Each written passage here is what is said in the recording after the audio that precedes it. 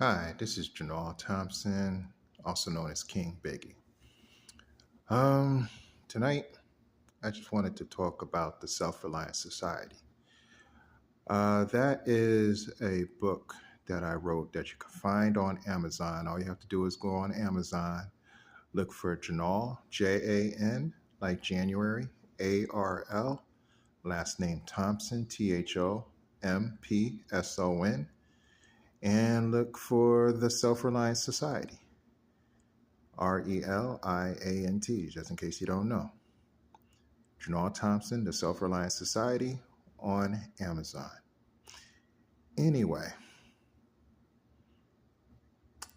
I just wanted to explain a little bit about that book. I wrote it about 2.5 to 3 years ago, I believe. I can't remember exactly when I wrote it. And honestly, I didn't really think it was that good of a book. I kind of wrote it in like 2.5, 3 months. Um, so I didn't spend a lot of time on it. I just had some ideas going on in my head and I wanted to get them out. Anyway, I didn't have a lot of people read it, but you can read it. It's on Amazon. It's practically free. It's only like $3.99. Might even only be $2.99. And it's free if you have Kindle Unlimited. Anyway, the book, since I've written it, has become, to me, somewhat, I wouldn't say prophetic, because I did have a lot of influences, especially someone I mentioned near the end of the book, Jacques Fresco, Jacque, last name Fresco, Fresco. If you've never heard of him, you should really look him up. That dude, Jacques Fresco, was way ahead of his time. May he rest in peace. Because that dude was a genius. He knew what was coming somehow, even from way back in the day when he first came out. And it kind of got me inspired to write my little book, or at least my attempt at to write something, just to get some of these ideas out of my head. Anyway, let me get to it.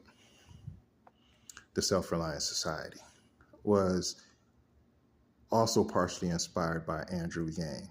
I don't know if anybody's heard of him. He ran for president a little while back.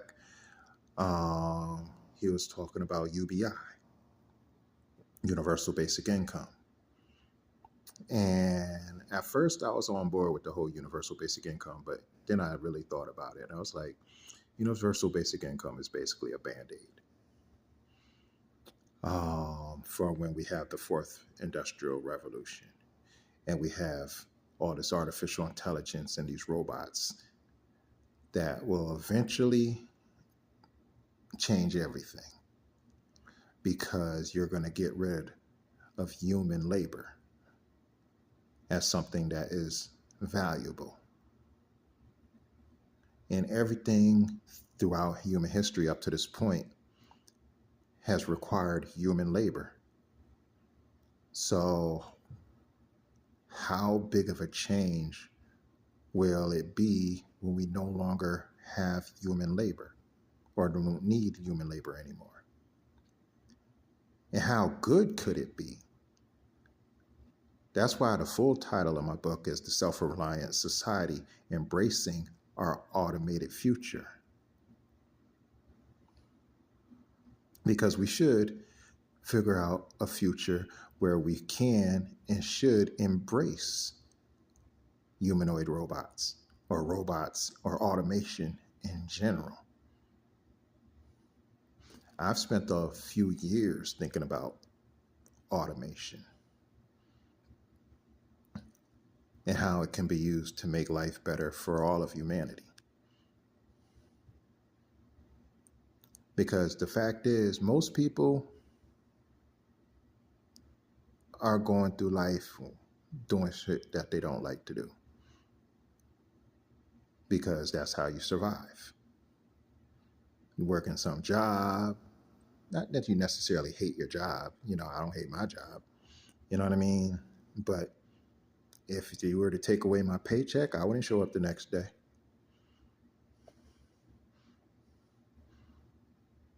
It's not something I enjoy doing. It's just something I do because I earn a check, a pretty good check. And I think that's how most people in the world are. In fact, I'm one of the lucky ones, which is kind of sad when you think about it. So I embrace automation. I embrace what can be done if we had the right kind of people in charge who can look at the future and start preaching jobs, jobs, jobs, and start thinking about how can we make it so that people can live, live, live.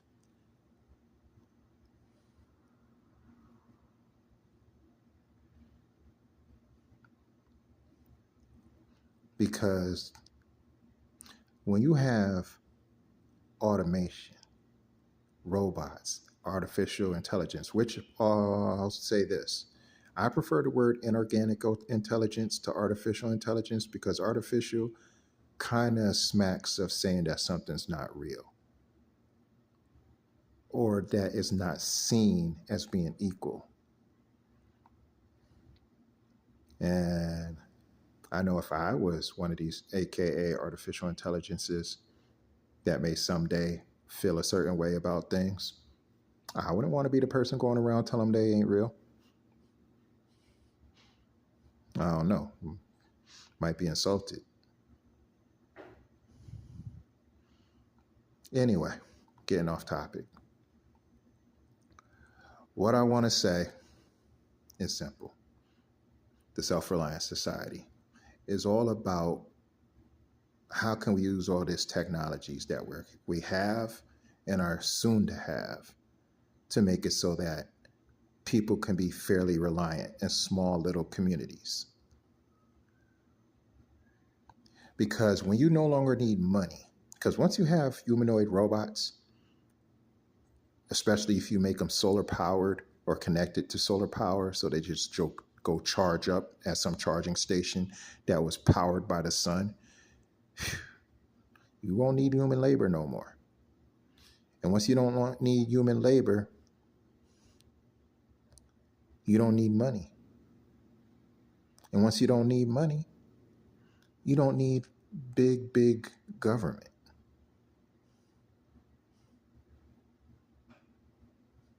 You won't have a need for rich, rich people.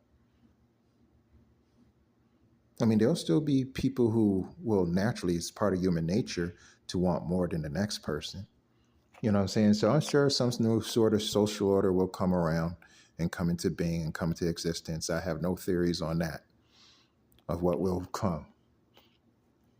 I just know that you won't need money,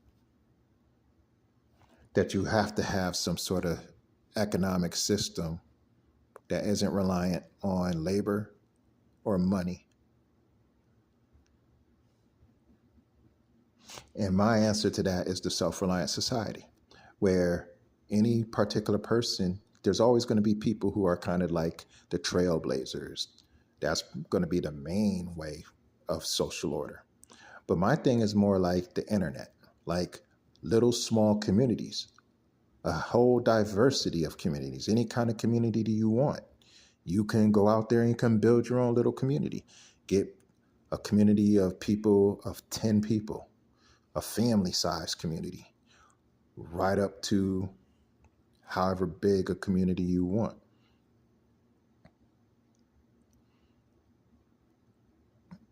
And you make them very self-reliant. How do you make them self-reliant? You have solar powered, renewable energy, wind turbines. You make certain resources available to everybody. Everybody. It's kind of like Jacques Fresco was saying, certain resources are the common property of the entire world, right? It's the stupidity of human beings that create lines. You know, I've thought about that for a long time, being a libertarian, or at least I start off with libertarian philosophy. I believe in freedom, even though we're not free. I know I said that in another video. I'll have to do a whole video just to explain and get into the whole thing about freedom, even though we're not free. Anyway, before I get off topic, self-reliant society.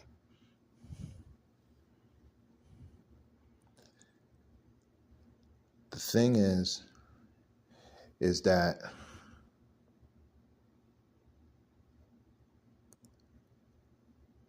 once we have these humanoid robots that can do all the labor and we don't need money and everything else,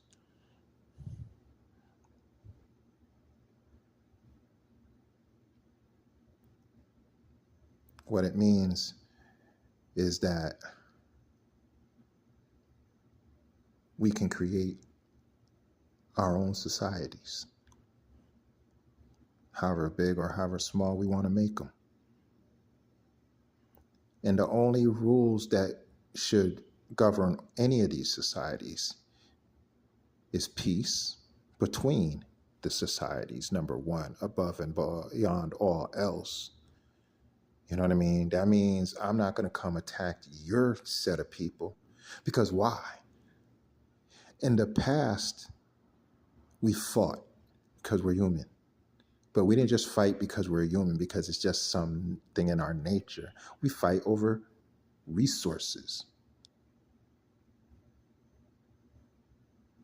Because if my tribe is hungry and your tribe is hungry, and there's only that one deer, well, that deer is going to be my tribe. Your tribe got to go because there's only one deer. That's scarcity. We're entering an age of abundance. And once we enter this age of abundance, what it means is that the typical reasons why societies go to war disappears. Like, beyond money and resources and power, what other reason is there really to go to war other than the things that are used to convince us to go to war, like religion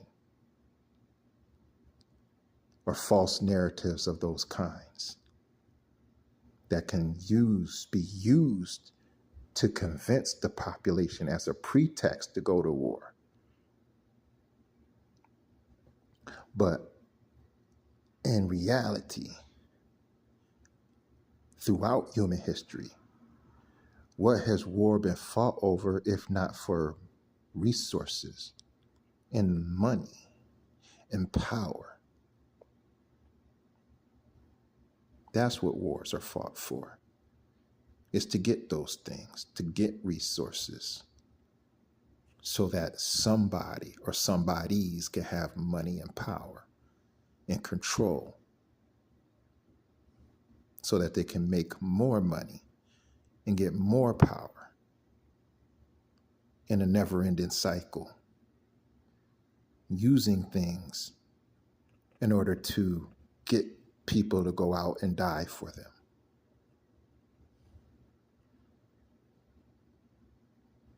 But once you have humanoid robots that do all of the labor and you enter an age of abundance, oh damn, all of that shit goes away.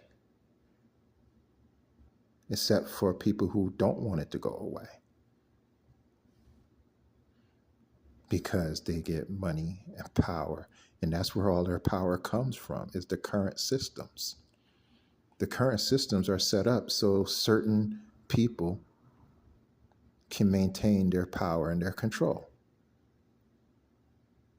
They don't want an age of abundance.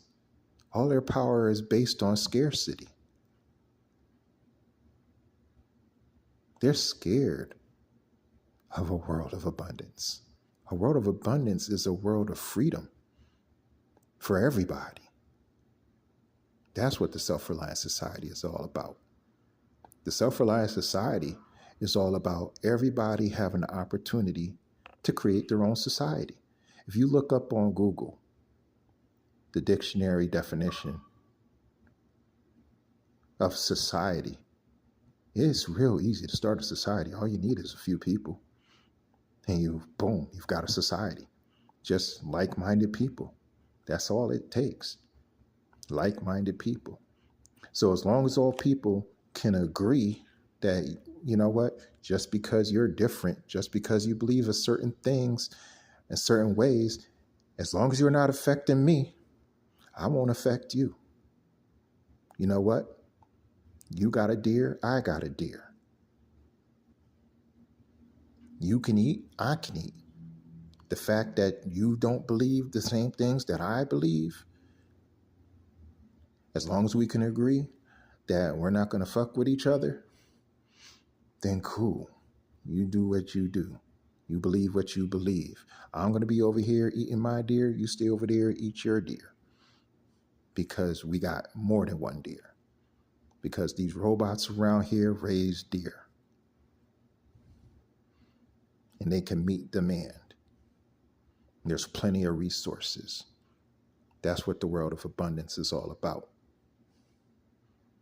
And the self-reliant society is going to ride that wave of abundance and is going to see to it that everybody has an option of how they want to live, the kind of community they want to be a part of. Me personally, I said at the beginning, I'm Janal Thompson, also known as King Biggie. King Biggie wants his own little kingdom, his own little self-reliant kingdom. If you want to be part of that kingdom, King Biggie's kingdom, there's some rules to follow. You know what I mean? I'm a libertarian, but I'm also an authoritarian. But you're free to join. You don't have to join. You're free to leave whenever you want to.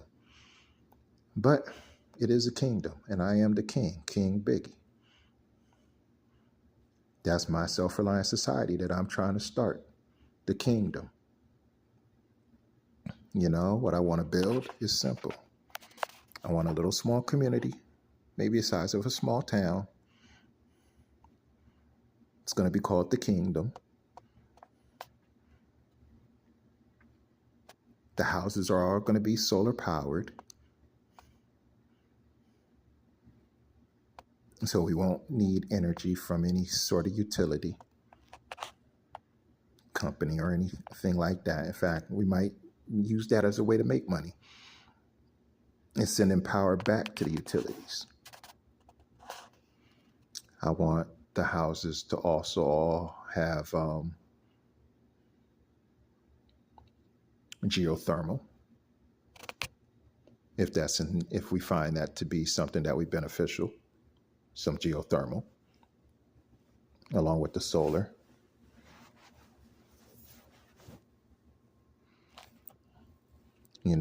Once they have the self-driving vehicles, obviously we're going to have those. You have one garage in the community, and then the self-driving, that's where you keep the community cars. You don't need for an individual person to own a vehicle in a self-driving future.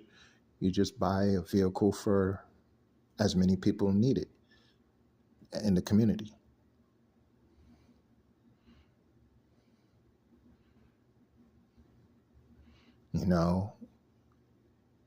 You don't need for every single person to own a lawnmower. When you have self-driving lawnmowers and robots that can mow lawns, that means you don't need for every single person to have a lawnmower. You have a community lawnmower, and it goes around and mows everybody's lawns. Everybody throws a little bit of money into the pot while money is still around.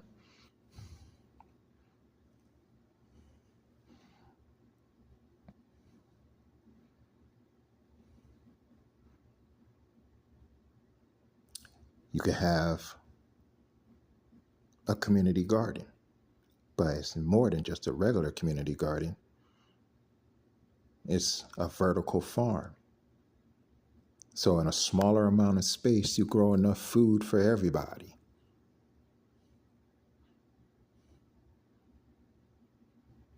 And eventually, I'm not sure how small they can get it, but they've got the lab grown meats.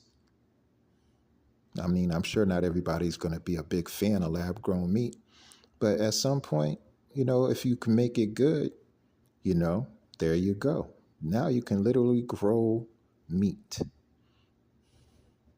the same way you grow a vegetable. You grow meat. As long as it's the same thing, I'm not a scientist, you know what I'm saying? I could be getting fooled, you know what I'm saying? But if it turns out that the lab grown meat, the cultured meat, or whatever you want to call it, meat, is the same thing you get out of a cow or a pig, other than the way it was brought to your table.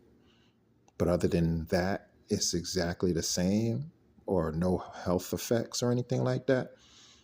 And you can grow it in a smaller space that could fit inside of a small community and meet demand, then yeah, self-reliance, food, clothing, shelter. Knock all of those out, make it so that you can do that in a small community with a minimum of trade or need for trade. But obviously trade is always possibility too. But as most as you can, make it all self-reliant. And the only agreement is peace between communities. That's it. No violence. That's it. That's the only real rule. Do what you want in your own community with like-minded people and just keep it all non-violent.